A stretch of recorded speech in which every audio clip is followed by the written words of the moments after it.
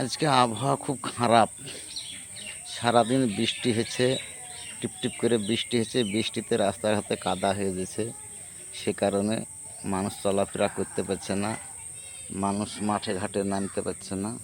মানে এই দিনে কাজ করে শান্তি পাবে না, সে কারণে মানুষ কাজকর্ম করতে পারছে না। কেউ পাট কেটেছে, পাট বহাবে, সে কারণে মুনিশ পাচ্ছে না।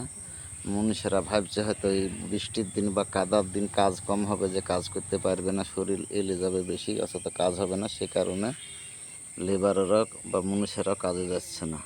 তো সবারই ক্ষতি এই দিনে।